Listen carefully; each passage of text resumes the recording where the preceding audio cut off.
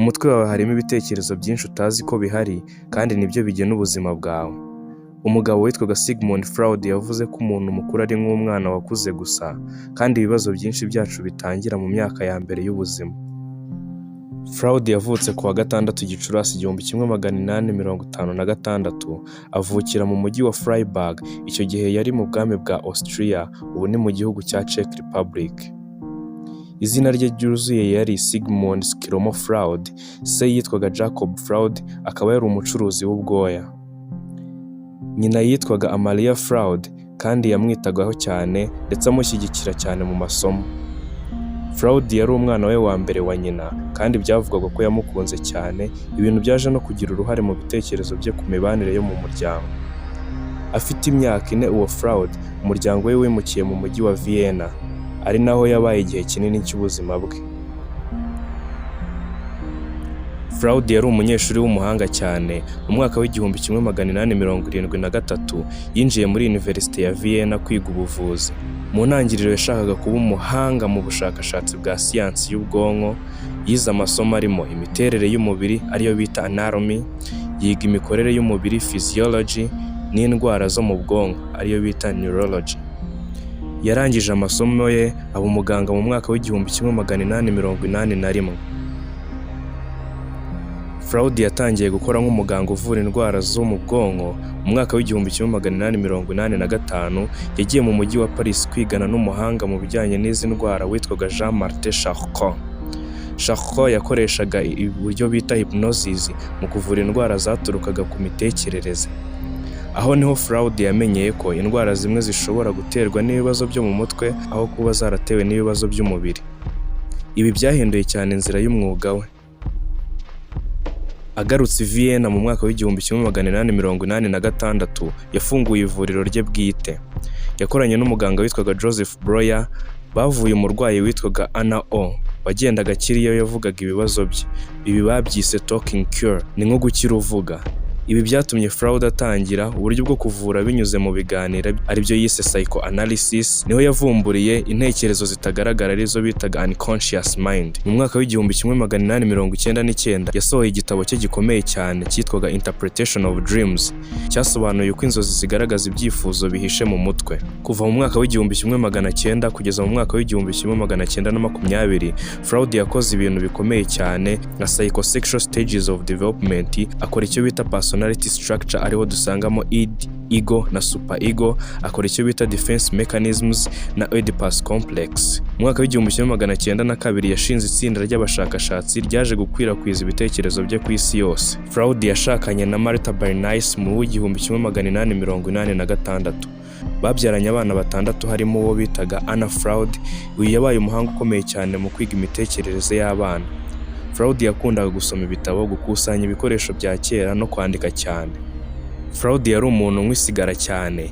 Ibi byatumye arwara kanseri yo kurwasaya mu 1923. Mu 1938 Ubudage bw'Abanazi bwigaruriye Austria. Kubera ko yari umuyahudi yahunze igihugu ajya i London mu Bwongereza. Sigmund Freud yatabarutse kuwa 23 Nzeri 1939 i London mu Bwongereza afite imyaka 83. Aha yari yabwiye umuganga ko mworohereza urugendo kuko yumvaga kanseri iri kumubabaza cyane. Reka duhere kuri psychosexual development stages uyu Sigmund Freud yavumbuye. Ibi ni ibyiciro by'iterambere ry'imitekerereze n'ibyishimo by'umubiri.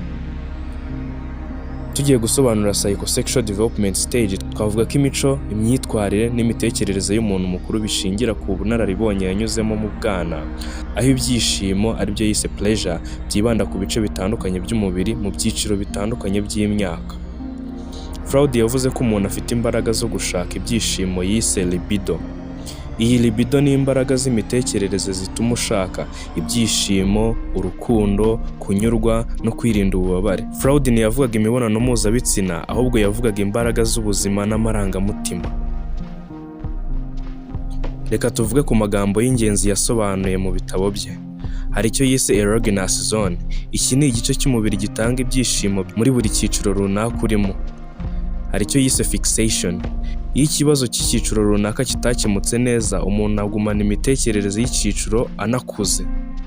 hari icyo yise conflict. Iyi conflict ni ikibazo uba ugomba gukemura muri buri cyiciro cy'ubuzima. Personality development ni uko imico y'umuntu yubakwa buhoro buhoro kuva akivuka. Yazanye ibyiciro 5 by'imikurire y'imitekerereze ya muntu. Icyiciro cya mbere yacyise oral stage. Ahangaha ni kuva ku mwaka 0 kuva ukivuka ubwo ngubwo kugeza ku mwaka 1. Ahangaha igice kiguha ibyishimo aba ari akanwa. Ibyishimo bituruka mu konka, kurya no gushyira ibintu mu kanwa. Umwana yumva afite amahoro binyuze mu konka. Ahangaha ikibazo kiza kuba iyo bagucukije.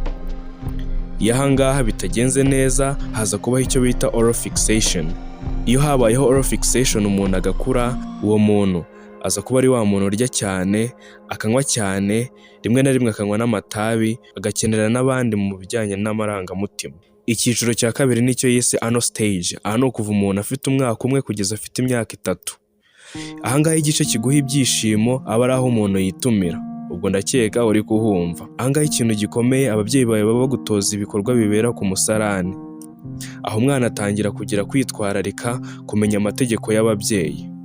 Ahangaha ababyeyi bashobora kukurera mu buryo butandukanye. Iyo ababyeyi bawe bakakaye, bafite amategeko akakaye, haza kubaho icyo bita anal retentive personality niyo uza kugira. Ahangaha umuntu ufite anal retentive personality aba akunda gahunda cyane, akaba ari wa muntu ukora utuntu ku murongo. Ahangaha iyo ababyeyi bawe bakoraga mu buryo bise lenient parenting, ahangaha haza kubaho icyo bita anal explosive personality.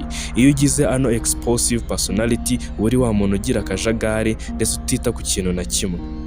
Freud yavuze ko uburyo umwana yigishwa isuku bigena discipline yiwe yarakuze. Icyiciro cya 3 yacyise phallic stage. Phallic stage ni ukuva umuntu afite imyaka 3 kugeza afite imyaka 6 y'amavuko.